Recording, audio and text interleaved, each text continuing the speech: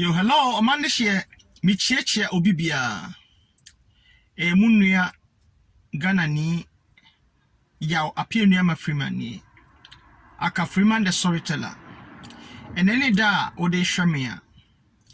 Misro, subscribe my YouTube channel na mami. Freeman the storyteller. Me can't encourage some any kwan nipa obefa so a obebo bra. Me mefutu fam. Na me wo another channel so I me friend no Team Freeman Simple Home say wo ama no ni na pese usi dan wo Ghana so a no so me ma ho akwankyere ne ade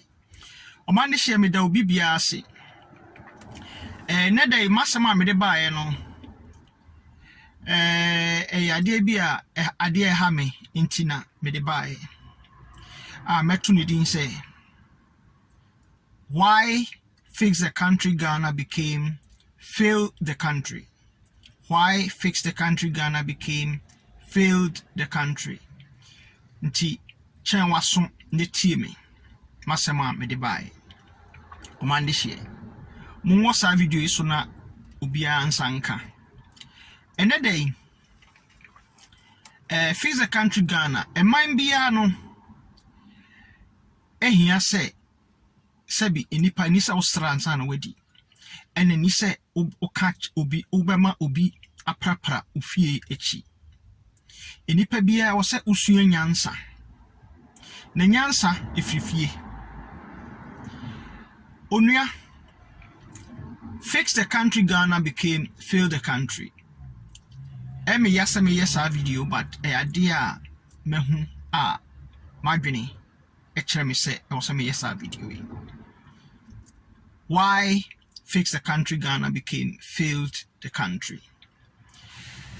E man bia no se bibi nkoso a minor said yes ye sorry ne efie sen koko na ye de kire oma omoda e minor no enti enye bone se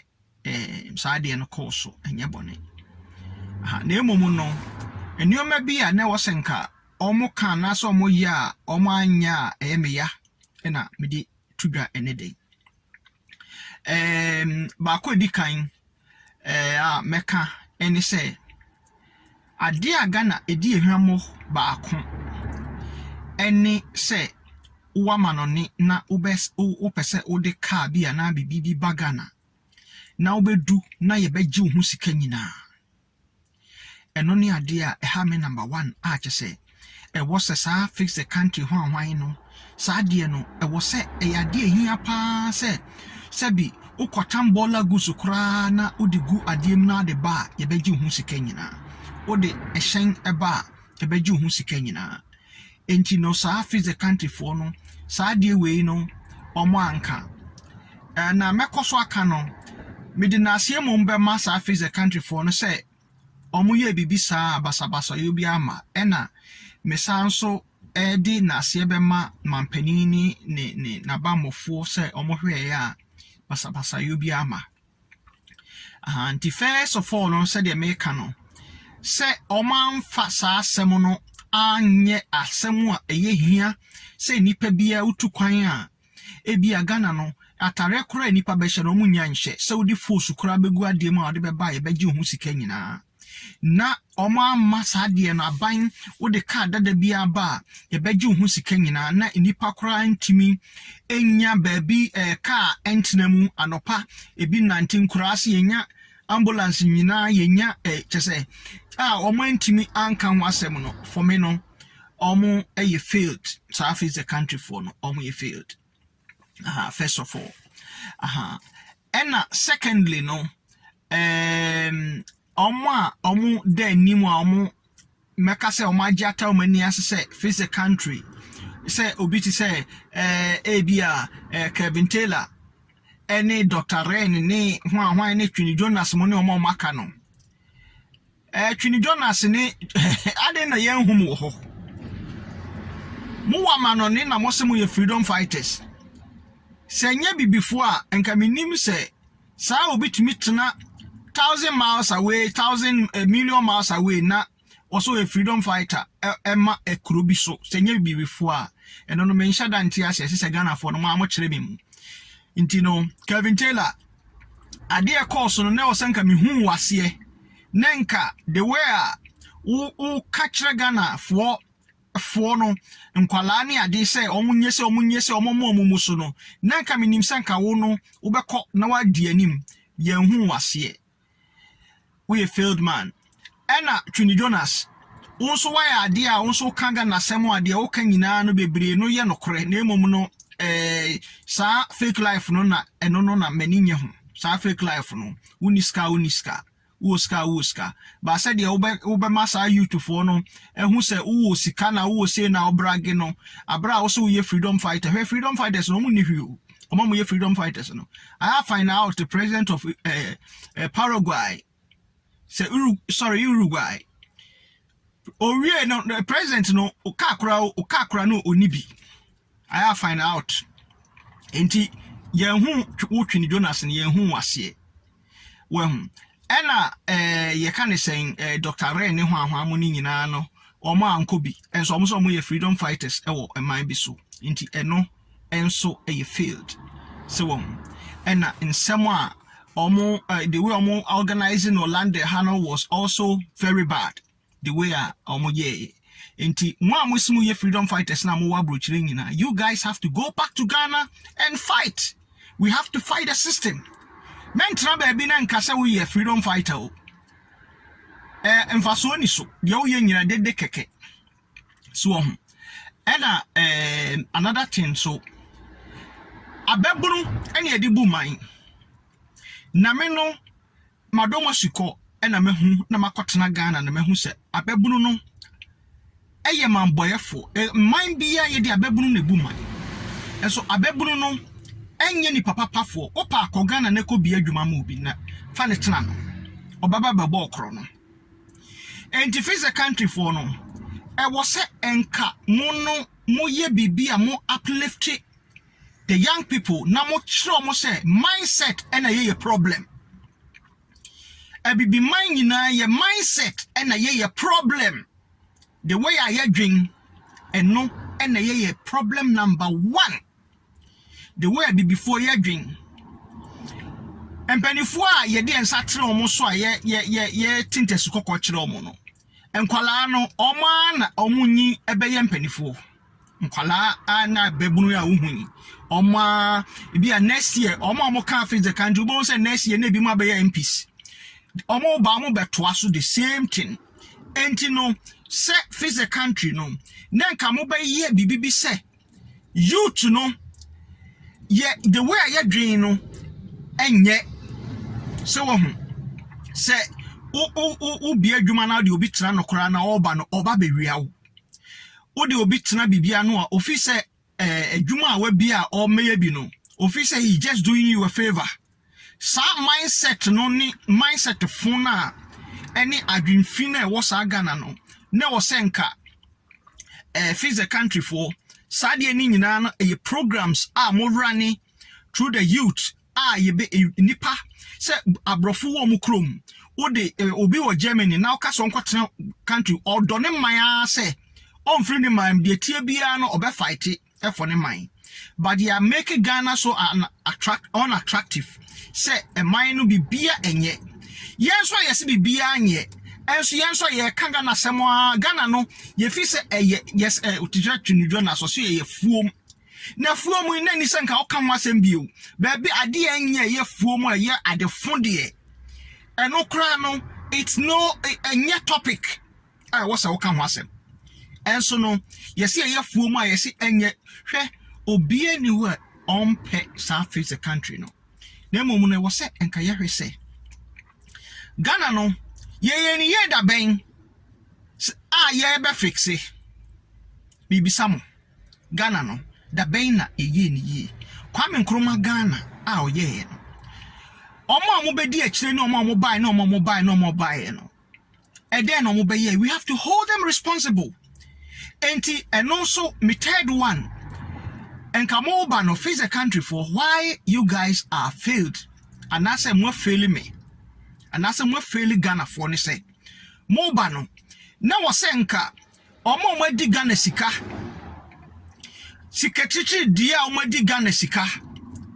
scandals upon scandals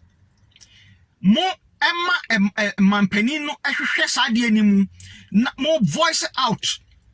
say na matayamidu say ganganto crime manfo aye eti say wayo medie no sika ayegie ya yedi ye chese sa sika kakraka kitiri die no sa sika na wosenka mo fi mo se na mo de tra ban ne se kwan obefa so bia obegia ma Ghana ban no ye ka ho asem eno firi ho a Airbus minim say no so mo be ka ho asem mo anka because face a country no amanyofo be hihye kire ena omo ye more fire ena omo boa in the face a country no e was enye political because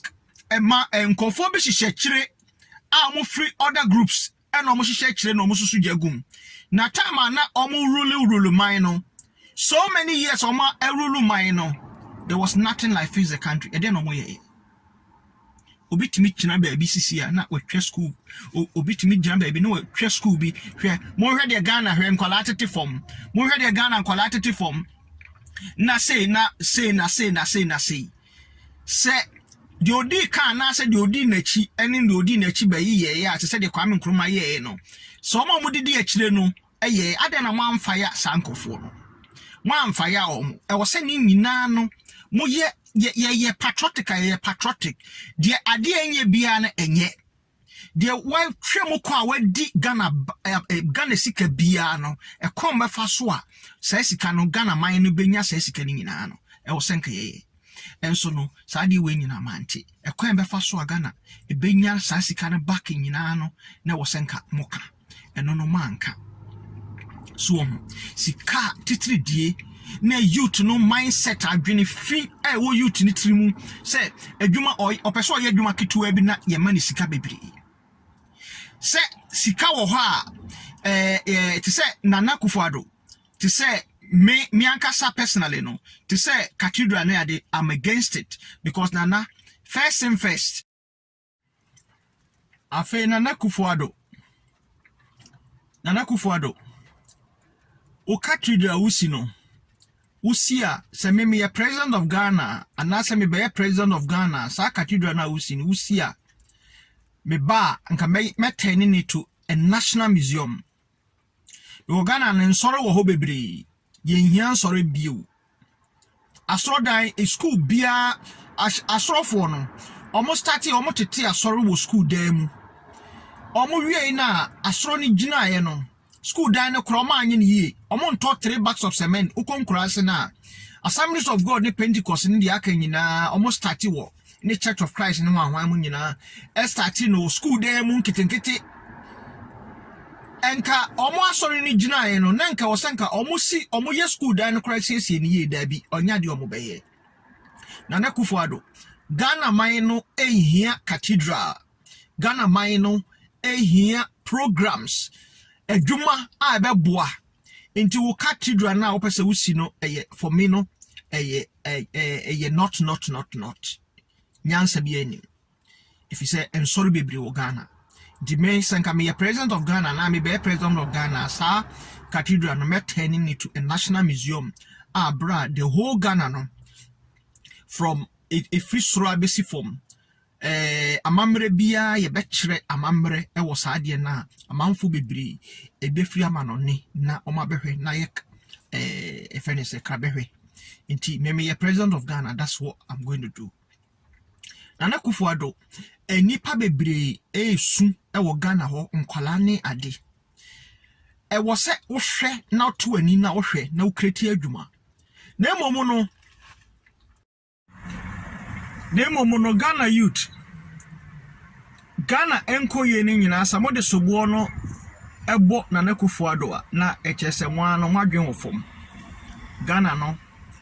asai bebre ansa na Nana Kufuado oba enti e wo se de ye ka che ne se Nana o promise se de asai no oba obe ni yi oba ye no ye hwohwe na ne nimbra no ho so na onye na emomo no samo de sobuo bon so no na wa magana anye yedia na ese mwa no mu ye failed human enye sanity Ghana na pro ye woni pa bebre wo ha Ghana ho a omo bottom nkwa na omo dwen ho mafu na ye fa ni saying demonstrators no the entire maker say fix the Ghana yina adane failed Ghana no and they say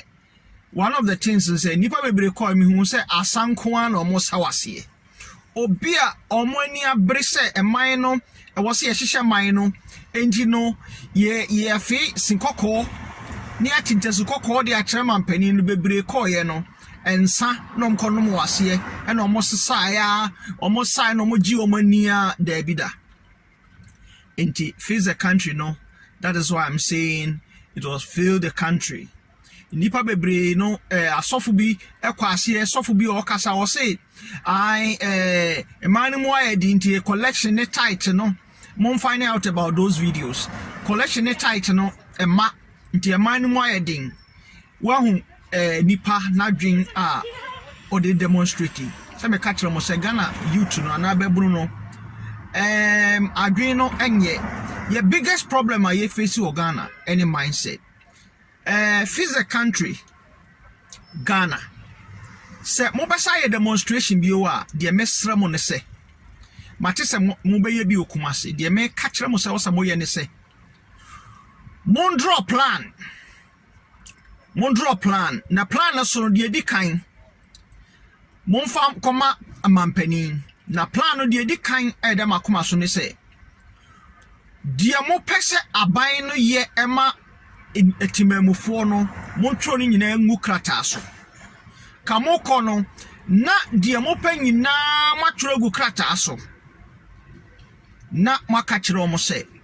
ade we na youth ne pe adwuma de obi anim se youth no so mo pa adwuma everybody is aware na other programs se ebi enuoma bi enkoye wo pese Ghana mempani no hwehwem sikadia MPP ni NDC omo abaye omo adi sikadia NDC wotwam kodi ye ene MPP fo enso adi no ni nyina no mo be pese Nana Akufo-Addo obahwehwe saa nneoma ne mu mo kono na ewo se enka mo yese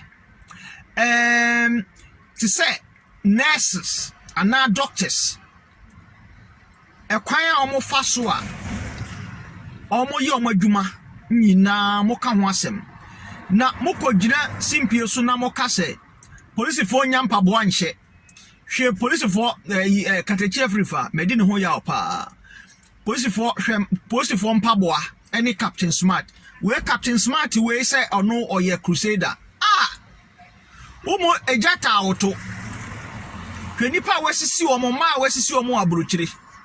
eni nipa wasisi omo wo fansesi ukoko se NDC both NDC MPP Captain Smart fansesi ukoko se both MPP and NDC no onye omo sika enida o pass I dare you swear enti enipa beti say Captain Smart elidia say not enti no failed the country and as a fix the country no for me no it became a failed the country obiti say Captain Smart oni no kra say the oye nyina nefu so Ghana no enye ye no moma yen hu say MPP ni NDC ni nyina no omo edi Ghana hwamo na momo no mema nipa bi enta kire say we ba e wo say ye kana sem so waye say na momo no we ba dia yenka da bi ewiase no ade enye bia enye yemfa programs emra yen kire youth no sa mindset enipa bi e wo say ogire wo hu wiase na wo ba obra mo kono se mo sa organize die wa na matwera gu krata so se import kasa import ba kroni mu a yeje ohun sika nyina no sa enye free port mo kono enro ni nioma a ye de ba kroni mu no na mo tro se aban either se onyi sa duties ni mfiri so na se onte so ohun na Ghana enye free port mo kono na mo kaka se ama nkofo a omo edi Ghana sika twetwere die nyina no mo pese aban no yeden ohwehwe mu both MPP and NDC ni nyina mo pese aban no ohwehwe mu no mo kɔ no posifo a age bribe eni ade wo kwan ho no na ni nyina mo atworo se police department na se police administration no mo pese eye papa e wo man ni mu mo kɔ no na mo kaka se nipa omo parliament parliamentarians a omo sisi nipa a omo dada nipa ne ekeka ho asem se di omo ye ne nye mo kɔ no na mo kaka se article you can say 9 whatever me reference article until I won't say it mo kono na mo keka say die enko ye wo Ghana nyina no na mo ko nipa ewo a na egu fom na mo keka na emomu no ma party bi enhye kire enya mo yodom se de aban no so de obeye bia no mo benya ho asem aka nipa wo tron sa hwe obi so a hwede aka na hwe wo so na fix the country Ghana became failed the country because mokono monsem no obi amani abre amokoye na manfo asa na omokosa keke e wase ye failed just say ma reho nipa bebre korensa say yasesa nkofo agugu baasi mu omoko na no kra no me pese me hu se wan mo na ma omo sika eye face the country for na organize the anka ne meda nyame ase na emomu no se party bi hihye kire na omo ma omo sika se ye mfa emmoa omo no omo nkwa eno no so ye not Ghana be ya efrime ne wo Ghana be ya efrime ne wo Ghana problem a mindset problem meka na maka timemufo no enye ni papa mo kono na nka mo ko kire ense yen so wo se yesesa ya brabo e wo se yesesa yesu ye fa adwuma ye ko wiade uko lands commissioner uko metropolitan adwuma bia mo ya ban adwuma bia no yesu ban a ye de ete wo no we should fix our attitude mo kono na mo ko kire enyama nyosem ko a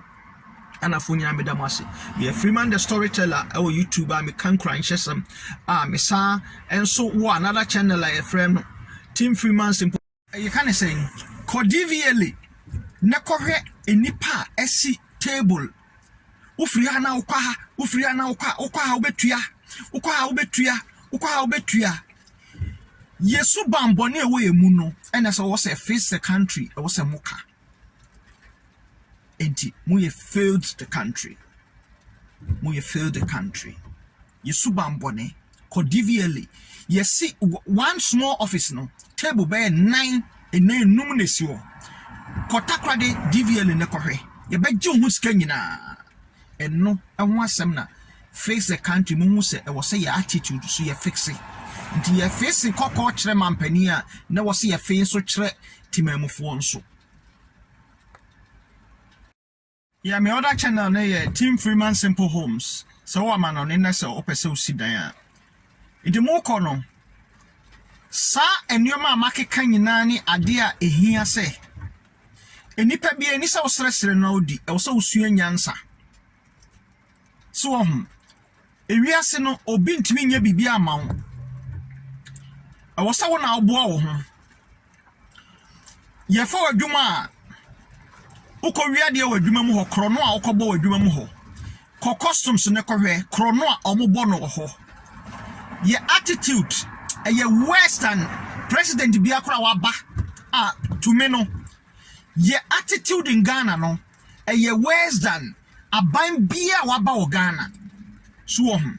ye fa customs a uko wiade wo ho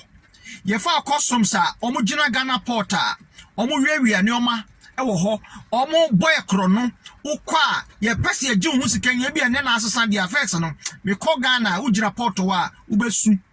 Unyoma ebe mo ebie obag wa mo musika o ma unko enti ya attitude no enye si efa wadwuma o police a wo je bribe eni ade no enye se yesu ban aye wo no astimamufo no eye zero not and you know omande hye mesra mo say yesuban e wo say face the country for mo kan ho asem Ghana for yesuban e de temem enye mpanifo nko a